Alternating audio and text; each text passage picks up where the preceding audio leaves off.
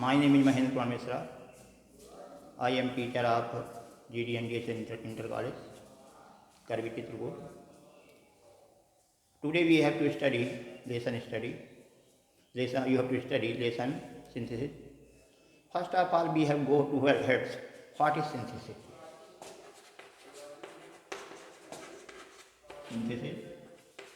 Synthesis माने होता है वाक्य संश्लेषण. Combination of sentences called sentences. Combination of sentences called synthesis. In synthesis, we study three kinds of sentence. First, we have go ahead towards the simple sentence.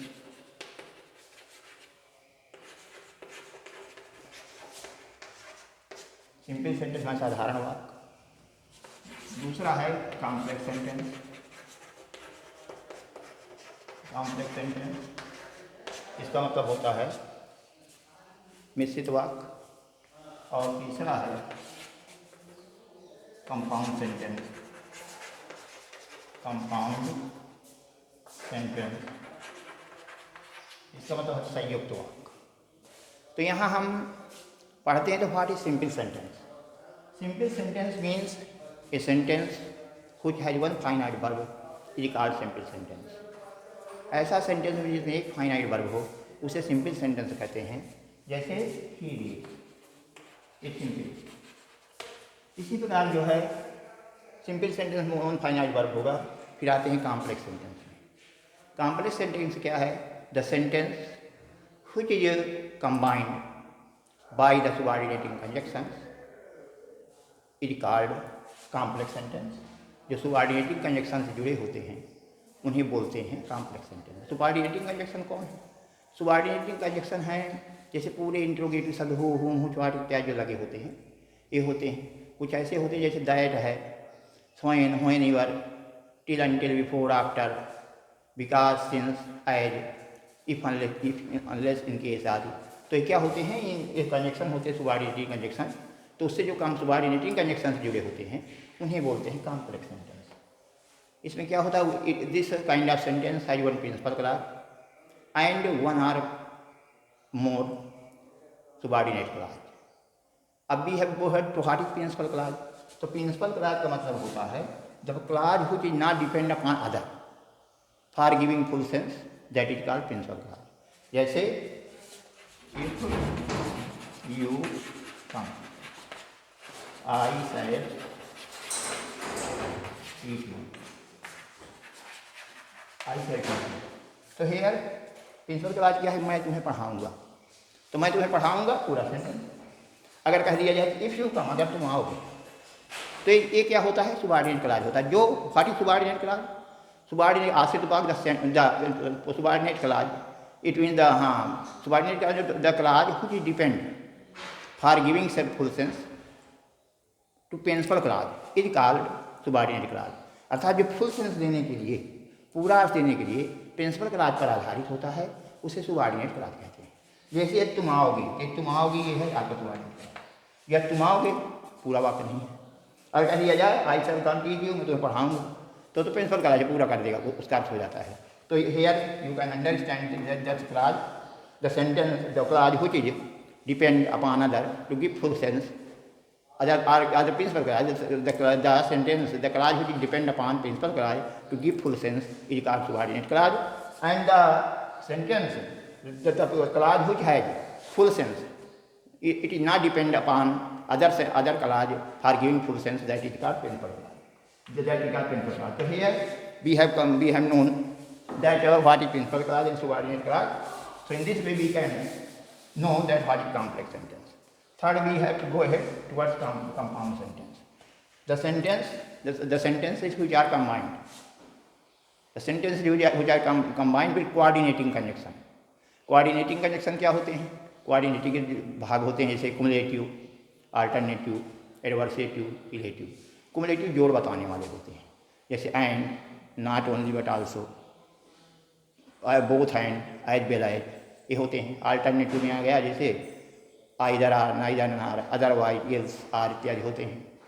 और इस प्रकार जो है एडवर्सेटिव में होते हैं but, yet, ever, but yet, notwithstanding, while etcetera होते हैं. अफिलेटिव के अंतर्गत आते हैं सो देयर फोर हैंड्स इत्यादि आते हैं। तो इस प्रकार जो है कुछ कोऑर्डिनेटिंग कंजक्शन होते हैं। तो इनसे जो कोऑर्डिनेटिंग कंजक्शन जुड़ते हैं उन्हें बोलते हैं कंपाउंड सेंटेंस। अब हमें पढ़ना है पहले सिंपल सेंटेंस। सिंपल सेंटेंस का भी कॉम्बिनेशन पढ़ना है। कम से कम 2 सेंटेंस जोड़े जाएंगे, 2 से अधिक भी सेंटेंस होते हैं जो हो सकते हैं जोड़ने में। तो हमें फाइनाइट वर्ब एक ही देना है। तो हम कुछ नियमों का सहारा लेते हैं जिनके माध्यम से हम एक फाइनाइट वर्ब बना देते हैं और बाकी सबको जो दूसरे में बदल देते हैं रूपों में। जैसे पहला हम लेते हैं हम पार्टिसिपेट। फर्स्ट आता है पार्टिसिपेट। अब हम सोचें पार्टिसिपेट क्या है। पार्टिसिपेट द वर्ब व्हिच जज the work of adjective and verb both is called participate. ऐसा शब्द जो एडजेक्टिव वर्ब दोनों का काम करता है उसे बोलते हैं पार्टिसिपेट। जैसे आई सा रनिंग डॉग, मैंने दौड़ते हुए कुत्ते को देखा। तो यह रनिंग वर्ड ये क्वालिफाइंग द डॉग। यहाँ रनिंग शब्द जो है डॉग की विशेषता बता रहा है और रनिंग क्या है वर्ब है, लेकिन क्या रहा क्वालिफाई कर रहा है। तो एडजेक्टिव और वर्ब दोनों का काम करता है। इससे ये रनिंग हो गया। सुधा सा कलर्ड फिशेस। सुधा ने रंगीन मछलियाँ देखी। तो क्या हो कलर्ड भी है, इधर जो है फिर जो विशेषता बता वर्ब थर्ड फॉर्म भी है और विशेषता बता रहा है फिशेज की। तो एडजेक्टिव और वर्ब दोनों का काम कर रहा है, इसे बोलेंगे पार्टिसिपल। तो this is example of present participle, past participle. We have studied later, now we have go to participle. अब पार्टिसिपल के भाग होते हैं। पहला होता है आपका, जैसे होता है पहला दे दिया फर्स्ट दे दिया present participle. Present participle, present participle क्या होता है। प्रेजेंट पार्टिसिपल में वर्ब फर्स्ट प्लस आईएनजी। इस वर्ब फर्स्ट प्लस आईएनजी से बना करता है और इसका अर्थ क्या होता है होए या करके होता है। जैसे ऊपर हमने बताया, हाँ विनय सा बीटिंग चाइल्ड। विनय ने रोते हुए बच्चे को देखा। B is first form of verb added by I N G and sense is giving in Hindi हो या करके आता है, हो या करके आया करता है। तो ये हो गया आपका बन गया पार्टिसिपल प्रेजेंट पार्टिसिपल। तो इसमें जो है वर्ब की फर्स्ट फॉर्म में जब आईएनजी लगाते हैं तो बन जाता है प्रेजेंट पार्टिसिपल। प्रेजेंट पार्टिसिपल का हम प्रयोग तब करते हैं जब दोनों का सभी का साथ साथ हों, तो हम प्रेजेंट पार्टिसिपल का प्रयोग करते हैं। जैसे तो कैसे करते हैं, जैसे हाँ सुमन सा इसने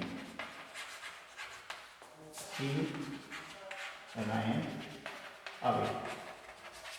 सुमन ने क्या देखा, एक सर्प को देखा और सी रहना भाग गई, सर्प को देखकर भागेगी।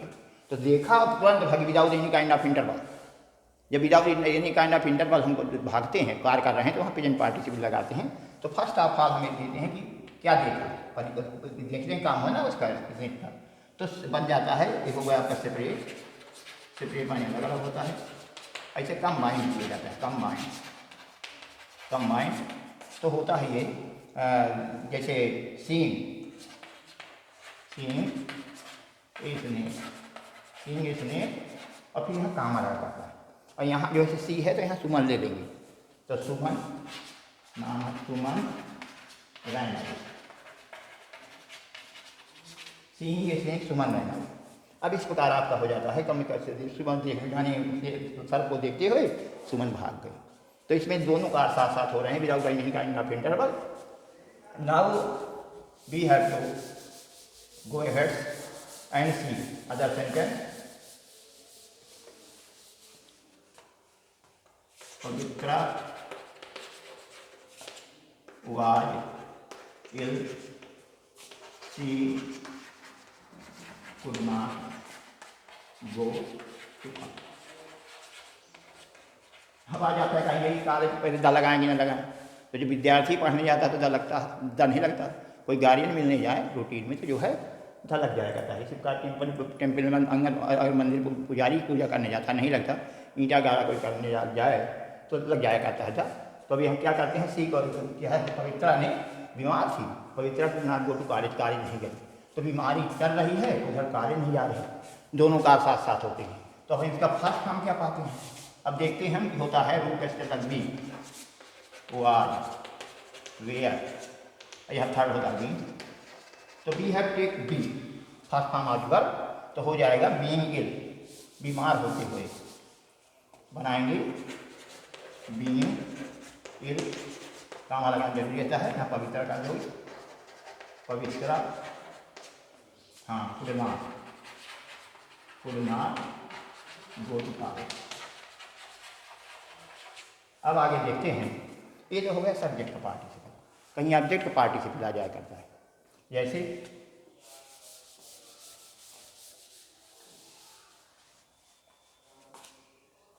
आई सा प्रमोद,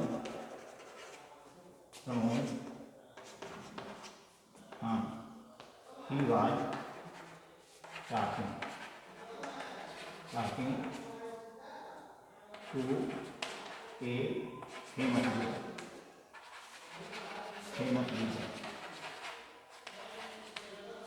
मैंने प्रमोद को देखा, he was talking, he was talking to a famous leader, वह फेमस सिद्ध नेता से बात कर रहा था। तो इस विशेषता क्या है, कौन बात रहा है, प्रमोद। तो यहाँ पढ़ेंगे आई, बनाएंगे आई सा प्रमोद, इसमें काम नहीं रहता, आई सा प्रमोद, यहाँ से टॉकिंग, इसकी से talking to a famous leader, Vinay Salil, he was reviewing his servant.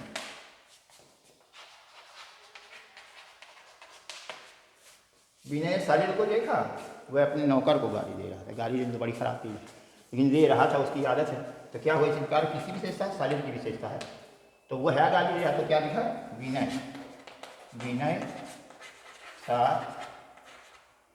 Salil, विनय सा सलिल,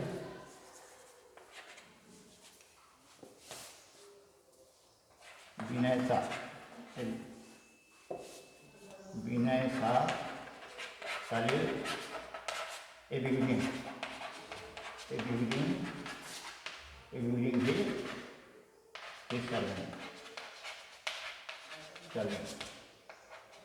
गाली दे रहा था। अब आगे देखेंगे, तीसरा होता है परफेक्ट पार्टिसिपल। पर इस प्रकार होता है जैसे I found my pen, it was last, मैं पेन पाया, ये खो गया था। इसमें क्या होता है आपका, ये पास, अब जाएंगे पास पार्टिसिपल की ओर। तो जो है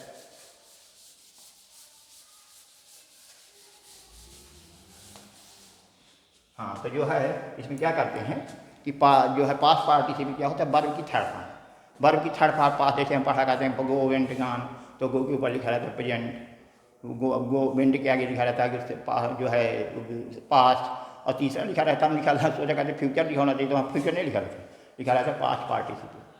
तो पास्ट पार्टिसिपल लिखा था थर्ड फॉर्म, आप वर्ब लिखा past participle.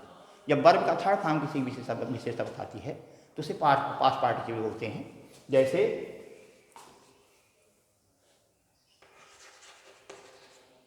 Suman saw a girl, she was disturb. Suman ने एक लड़की को देखा डिस्टर्ब थी, मन दिमाग से कुछ खराब, तो दिमाग से सन की थी, पागल थी, वो परेशान थी। कह लीजिए सुमन क्या है, वो जो है परेशान थी। तो सुमन ने देखा लड़की को, तो लड़की की विशेषता बताते हैं डिस्टर्ब, तो disturb will come before the girl. तो क्या किया, यहाँ बनाए कंबाइंड में सुमन सा ए डिस्टर्ब होगा। अगर बाई वही लगा तो यहाँ कोई स्वर आ जाएगा, स्वर से उच्चारण आ जाएगा, तो एन में बदल जाएगा, ध्यान दें। Suman side disturb the. Suman ने परेशान लड़की को देखा, फिर जो है I found my pen, it was lost. मैंने पेन पाया, ये खो गया था। मैं पेन पाया, ये खो गया था, तो मैं खोया हुआ पेन पाया, तो बन जाएगा I found my last pen. अब हम सिंथेसिस सोचते हैं कि what is the reason we are reading synthesis. As we study synthesis, we can make long sentences and there will be not any kind of mistake where we have to use prepositions, conjunction, etc. There will be not any kind of problem. We can understand there is wrong, here is wrong, here is mistake, or this is correct. We can easily understand. So for making long and standard sentence require the study of synthesis. जैसे इसमें हो गया I found my pen, it was lost। जैसे मैंने अपने खोया pen पा गया, थर्ड फॉर्म विशेषता बता रही पेन की। इसी प्रकार कभी कभी हमने जैसे रीजन पार्टी से पढ़ा, तो रीजन पार्टी में कई कभी आ जाते हैं शब्द, कई आ गए तो फिर कैसे बनाते हैं, एक उसका उदाहरण फिर लीजिए। जैसे आ जाए वेंट टू होम, ही सा हियर मदर, ही टच्ड हर अजय अब घर गया, अजय वेंट होम, उनको बच्चों नहीं लगता अजय वेंट होम, ही साही मतलब उसने माँ को देखा और फिर क्या किया, उसने पैर छुआ। तो इसमें दो क्रियाएं दिया है, वेन सा टच्ड। तो how we have to make, we have use participle 2 times। Suppose first going to going home, going home and seeing his mother क्या किया, फिर अजय का और है ना, क्या काम है यहाँ लगे, अजय टच हाँ हर फील। तो यहाँ अगर इस प्रकार लंबे सेंटेंस आ जाते हैं, उससे आपको परेशान होने की बात नहीं, डबल पार्टिसिपल का काम प्रयोग हो जाता है, इस प्रकार आप बना लेंगे। अब हम जाते हैं perfect participle. One example was given of past participle, और अभी दिया है कि सुमन साहब का फिशेज दे वर कलर्ड। तो coloured third comma the verb and qualifying the fishes as you have read before, then Suman साहब coloured fishes. This is also example of past participle. Here we have to go perfect participle.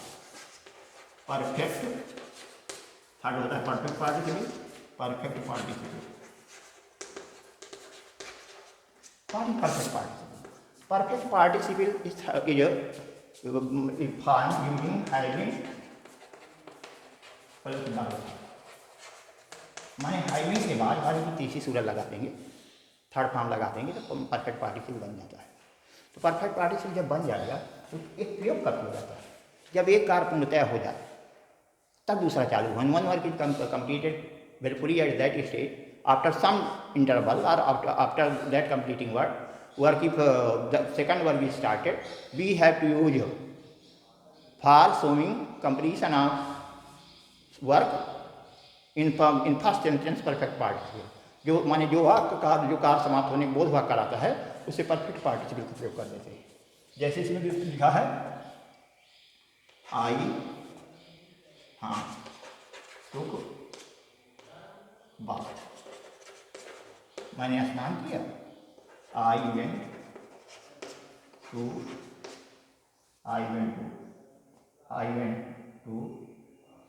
my study। मैंने क्या किया, स्नान किया और अध्ययन कक्ष में गया। तो स्नान करते करते अध्ययन कक्ष में पहुंच जाएगा, और स्नान करेगा फिर अध्ययन कक्ष में आएगा। तो हाइविंग में भी थर्ड फॉर्म लगाते हैं, तो हाइविंग फिर क्या है हाइविंग, और फिर क्या होता है टेकन बाथ, थर्ड फॉर्म लगती है हाइविंग टेकन बाथ। अगर इसी को ई कर दें तो हो जाएगा वेद उच्चारण होता है, इसका फिर वर्ब हो जाती है हाइविंग टेकन बाथ। फिर क्या होता है I went to my study room. और देखो यहाँ भी काम आ लगता है परफेक्ट पार्टिसिपल मिला कहता है इन पंचुएशन में high school you have red such kind of rule in present participle and after perfect participle and noun class you use comma at that is in same way you have used after perfect participle comma after present participle also comma. So जैसे Vinay completed his homework he went to play. विनय ने अपना homework पूरा कर लिया और खेलने चला गया, तो होमवर्क पूरा करते करते तो चल जाएगा, बड़ी जब होमवर्क पूरा हो जाएगा तब जाएगा। तो कौन काम बता रहा है, या हैविंग कंप्लीटेड होमवर्क, तो कंबाइंड बनेगा कि हैविंग कंप्लीटेड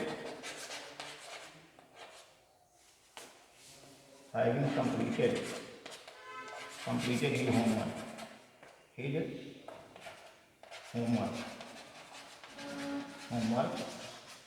फिर यहाँ हो जाता है विनय ले लेंगे, यहाँ प्रोनाउन में क्या जाता है, नाम तो प्रोनाउन वहाँ होने बाद दूसरी है विनय वेंट टू प्ले, विनय खेलने चला गया। अब यहाँ देखो परफेक्ट पार्टिसिपल हो गया, कहीं कहीं जो है पैसिव फॉर्म हो करता है उसका, माने पैसिव फॉर्म की सेंटेंस आ जाती है। अगर पैसिव फॉर्म में होगा तो पैसिव फॉर्म बनाया भी जाता है, जैसे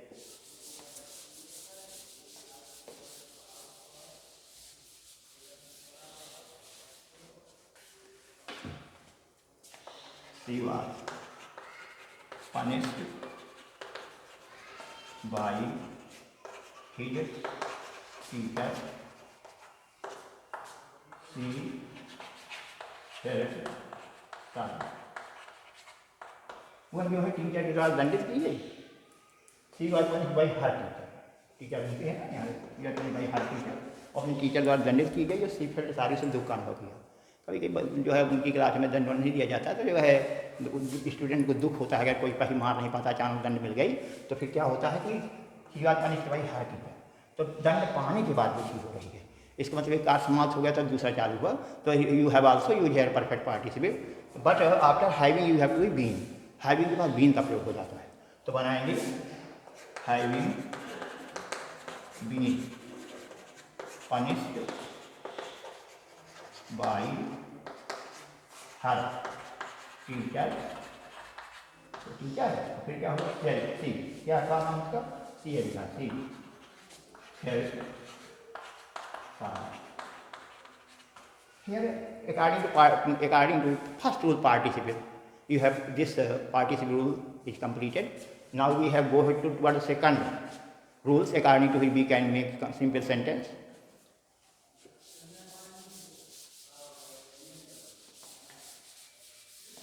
Second rule है use of infinitive,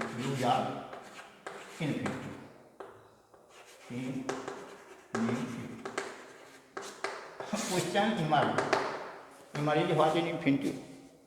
Infinitive क्या है?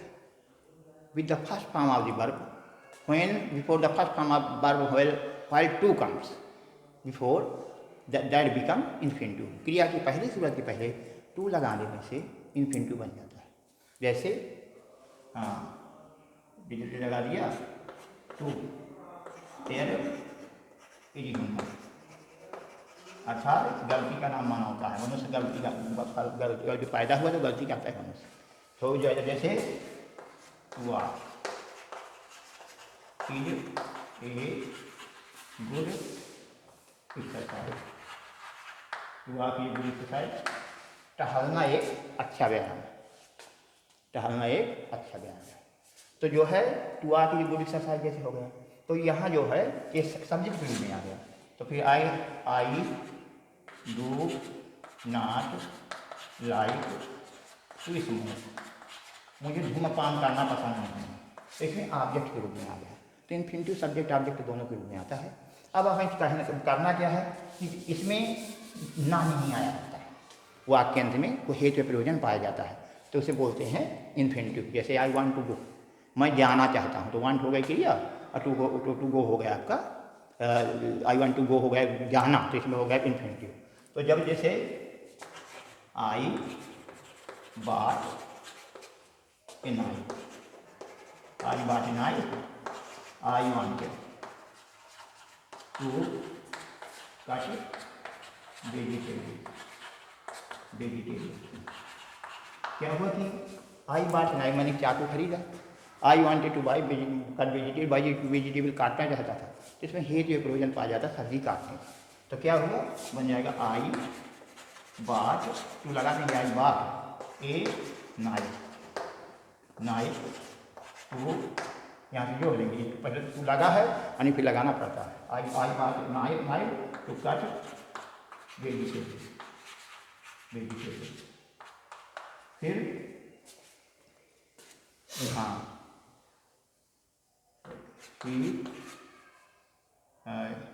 he is very weak, he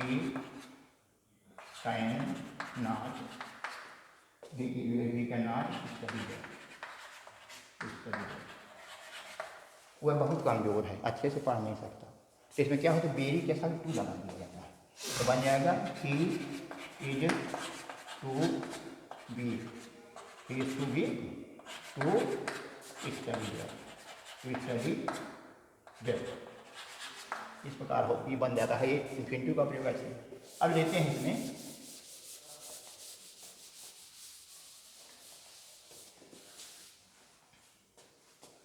this question, this some is very hard,